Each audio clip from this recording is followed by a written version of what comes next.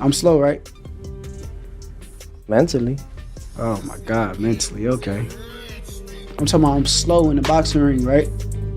Mentally. I'm talking about the boxing ring, what you was talking about. I'm slow, right? Mentally. Okay, you're gonna see. I promise you're gonna see. Teo, to Shakur's point, you seem to be the guy that rises to the level of your competition. When you were going against Loma, people felt you were the underdog. Josh Taylor, the same thing. And those are the fights where you really showcased your skills and abilities and upset the odds. Is this another fight where you're coming in there with that mentality to upset the odds? Just put him in front of me and I'll beat him. Not about the odds. It's about, I guess defining them. You define the odds. Everybody's against you, great. That's when you know you're doing great. I put a thing out there. It's like, if you want to be liked in this sport, be a good boxer. You want to be loved in the sport, be the best boxer. But if you want to be hated in this sport, including the odds, be the greatest boxer. On the surface, this sit-down interview looked calm, almost polite. But don't get it twisted for a second. The tension was doing push-ups under the table. You could feel it from the jump, the moment they started digging into the past. Amateur days, promotions, who got pushed first, who felt overlooked. That's where the air started changing and things got spicy real quick. Yeah, I'm thinking, I don't know if it's 2011 or 2012 National Junior Olympics or Junior National Golden Gloves.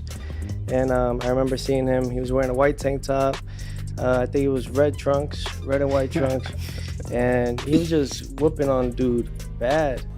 And that's when I noticed we were both cleaning up our divisions leading up to the finals. He ended up winning. I ended up, coming in second. Did you first become aware of Teo? You know, it's so crazy. So like when I first kind of got aware of Teo, was probably before he even knew me. But I used to get on YouTube and I used to watch like the DMV fight, and I seen one of his fights up there and I kind of watched him. I thought he was a good fighter, and that's when I kind of got a first whiff of Teo. But when I finally first met him, probably was the same time he talking about. Shakur casually admitting he felt a little jealousy. Teofimo snapping right back with, "I just didn't care." And just like that, this wasn't boxing history anymore. This was ego damage. Old wounds. The kind of scars that never really healed. Just got buried under belts and headlines. I was good with Teo. I thought Teo was a little jealous of me. That's what I thought. Yeah, he was getting the fights that you would. You were calling for Loma. He got Loma. Yeah. Did you see him as a future foe? I think that everything just plays out the way it does, and eventually we was gonna end up meeting up with each other eventually. I had never seen any jealousy in my part with him. I mean, for crying out loud, he fought for Team USA, he got a silver medal.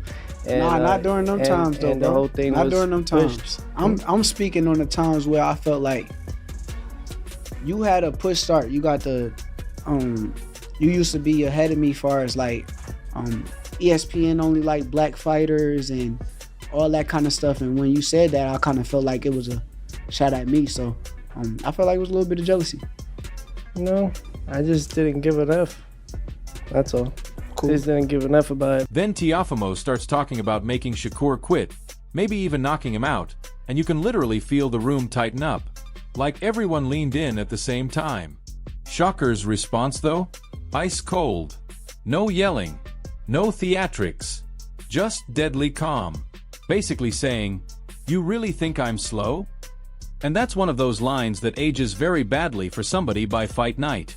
How do you feel when you hear a guy say he might not just stop you, but he might make you quit in the fight? Make me quit is crazy. Like, I don't got no quit in me, but it's cool. He's supposed to feel that way. Like, he's supposed to say the things that he's saying. He's not saying nothing out of the ordinary or something that I didn't expect.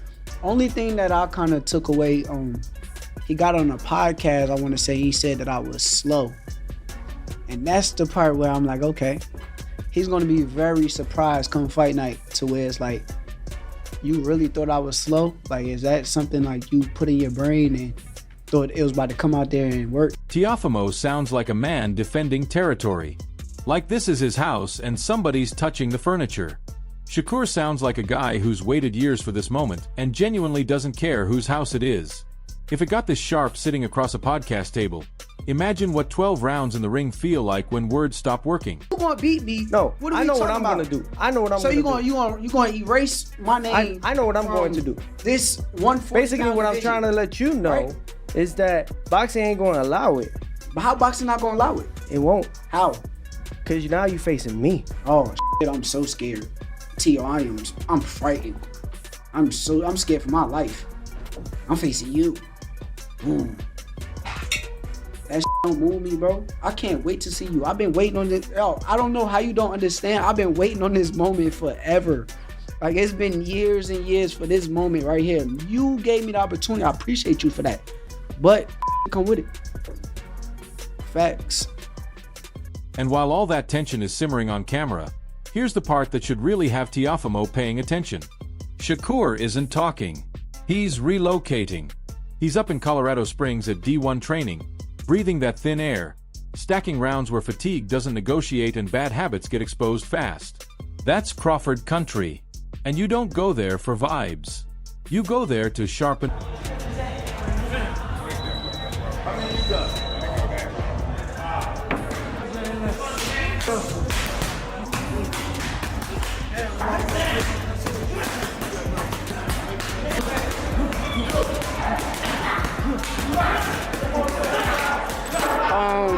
It's all fun and games, man. We just in here having fun, joking around and letting them get some experience. You know, when you boxing, you gotta box in front of a lot of different people. So being that they in front of a lot of people right now, we kind of gassing it up, making it feel like it's an atmosphere of a fight. So I enjoyed it. This isn't flashy Instagram work. No headline chasing. This is quiet, disciplined, high-altitude grind where timing gets cleaner and lungs get stubborn. When a fighter like Shakur takes his camp there, it tells you exactly what kind of fight he's preparing for. Not chaos, not ego, not crowd energy, precision, endurance, late-round control. Yeah. They got it. Let me see that. That's good. I feel great. You know, sprints kind of be getting me right. You know, get my conditioning right. You know, sometimes in a fight could turn into a sprint, cause it's like start the pace fast as hell, and then they can't keep up the pace. But the sprints will kind of get you in shape to where once you break down, sometimes you get a second win, then you get another win, then you get another win after that. So I did the sprints a lot in a Jamel Herring fight. That's why you seen me fight at a fast pace. And then once I slowed down, I picked it back up, and I had all the energy in the world to do it. So we locked in. That elevation work is about making sure that when Teofimo is still explosive, Shakur is still thinking clearly. It's about turning patience into a weapon and conditioning into confidence.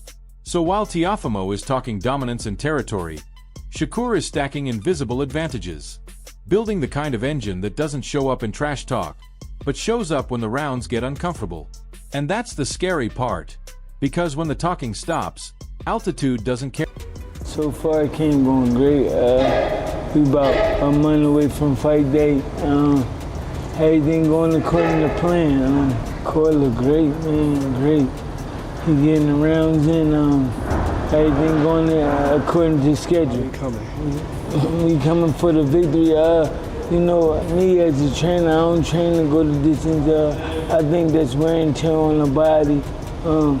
You put all the work in camp to make the fight night as easy as possible, and that's what he going. And right after breaking down Shakur locking himself away in Colorado Springs, breathing that high-altitude air and sharpening everything at D1 like he's prepping for a 12-round chess marathon, the conversation naturally snaps back to New York. Because that's where all this tension is about to collide. I'm listening to Paulie and Chris on Boxing Scene thinking, yeah, this is the grown man table now. No hype merchants. No echo chamber. Just fighters who've actually felt what Madison Square Garden does to your legs and your nerves. And they're dead right. The Garden isn't just a venue. It's a stress test. For Shakur, it's validation. For Teofimo, it's gasoline.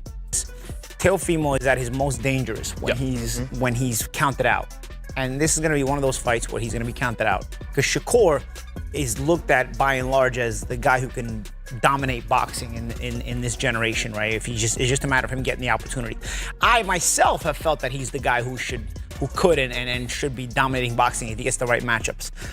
But bro, this is one of the rare matchups, if not maybe the only matchup, where I feel like is a big threat here to Shakur. You can hear it in the way they talk about him. The more people doubt Teofimo, the more dangerous he becomes. Like his confidence runs on disrespect. We've seen this movie before. When Teofimo is relaxed and everyone expects him to win, he can drift. But when his back's against the wall and the crowd is split, that's when he locks in and starts doing things that make you question physics. Meanwhile, Shakur is the opposite energy. He doesn't need chaos to perform. He needs clarity. He's the guy who shows up early, sits quietly, and still aces the exam while everyone else is cramming. And that contrast is exactly why this fight feels different. Paulie saying this might be one of the only real threats to Shakur isn't disrespect. It's honesty. And then they would all come undone only because of this reason. Teofimo Lopez, we've seen him at his best, but he typically brings out his best characteristics when he's back against the wall and he's counted out. And he's going to be counted out in this fight.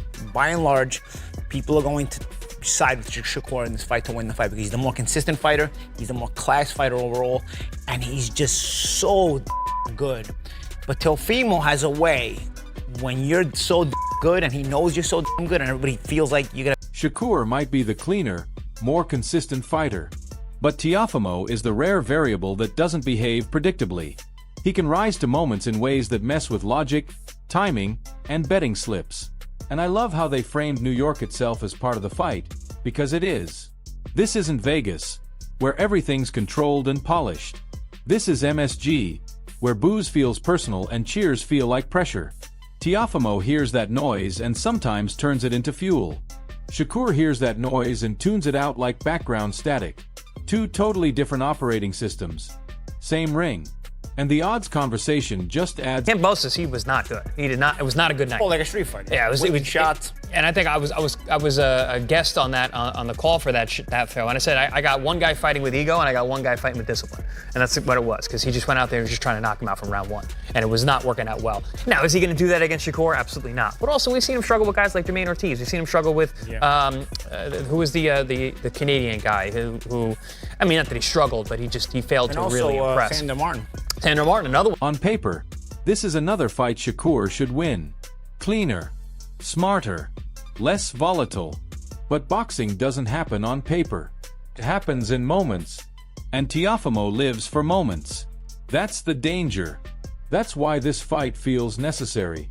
It's not just about belts or rankings. It's about whether discipline beats volatility, or volatility disrupts discipline. And when fighters who've been there tell you, I wouldn't bet on this one, that's not fence sitting. That's respect for how unpredictable great... Called out Josh Taylor, a weight class below, and years out, said I could beat that guy. He called out Jaron Ennis. I mean, obviously he didn't fight Jaron, but when him and his father put their heads together and they see something in a guy and they end up taking a fight like this, that's dangerous where he's the underdog, watch out. And right after Paulie and Chris lay out that danger versus discipline argument like two guys who've actually bled under those lights, the tone shifts when Buddy McGirt steps in. You can feel the room calm down in that serious way. I'm listening thinking, yeah, this isn't hype. This is conviction. No dramatic pauses. No clickbait takes. Just a guy who's seen generations of talent saying, nah, Shakur is different. And I love how simple he keeps it. Not athleticism. Not volume. Not ticket sales. Control. That's the word. You can't rush Shakur. You can't bully him. And you definitely can't just swing your way into a miracle. I mean, to me, they have two different styles. You know what I mean? And, Shakur just has a style that, to appreciate it, you got to be a real boxing person. Yeah, because, when I say athleticism, it's like explosiveness and twitch, but isn't Shakur with the timing and the distance, it's more subtle. Relaxed, you know what I mean? He can do whatever, he can take control at any time when he wants to. Is it more efficient? Like Teo will cross arm and use all these reflexes. Then Shakur will just take a little half step back. That's it. Is that more efficient? It's all about control. How competitive a fight do you think it's going to be? It's going to be a very good fight. I mean, it's a fight, and it's in the right place, New York. I've always said, I said years ago in an interview, if that fight happens, it's got to be in New York. Buddy's basically saying if you're Teofimo, bravado isn't enough. Explosions aren't enough. You have to outthink a guy who lives in chess mode. And that's a brutal assignment. The way Buddy talks about Shakur, it sounds like someone who's already halfway through the movie while everyone else is still watching the trailer. Smooth, but not flashy. Smooth like nothing you're trying is working and you don't know why. That's the scary part. And when a trainer who's watched killers come and go says he's the best out of this group, that's not bias. That's perspective. Levels exist. Definitely. Why is that? He's the best at that weight. No one's going to beat him at that weight. You know, he can go up to 47 and win a title. That's how good he is. I mean, And, it's going to be a good fight. I'm glad it's finally happening, you know, a good fight in boxing where you got two very skilled fighters. And look, I love Teofimo. You know, I picked him to beat Lomachenko. You know what I mean? But I just think that Shakur's on another. Shakur's a kid when he was an amateur. And I always tell him, kid, he's just special, man. He's special. What's Teo, if he can pull it, like if you were his trainer, what would be the game plan, you think, to try to pull off what would be an upset? You got to be double smart. You can't go in there and think you're going to bully him. You can't think you're going to go in there and palm him out.